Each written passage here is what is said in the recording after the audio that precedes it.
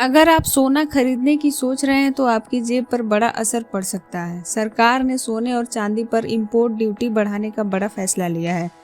अब गोल्ड और सिल्वर पर कस्टम ड्यूटी बढ़ाकर 10% कर दी गई है। नई दरें 13 मई से लागू हो चुकी हैं। वित्त मंत्रालय ने इसके लिए कई नए नोटिफिकेशन जारी किए हैं। हाल ही में प्रधानमंत्री नरेंद्र मोदी ने लोगों से कुछ समय तक सोना न खरीदने की अपील की थी।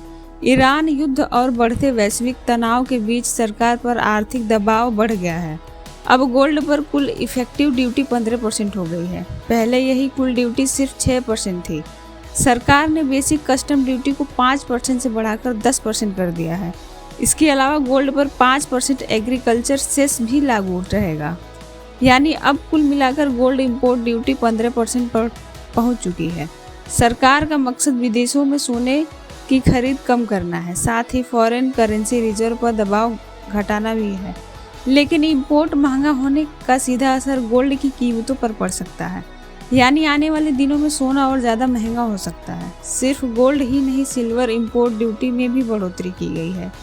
अब बाजार में गोल्ड प्राइस रैली की चर्चा तेज हो गई है। निवेशक और ज्वेलरी बाजार अब सरकार के अगले कदमों पर नज़र बनाए हुए हैं। अब बड़ा सवाल ये है, क्या आने वाले समय में सोना खरीदना आम लोगों के लिए और मुश्किल हो जाएगा?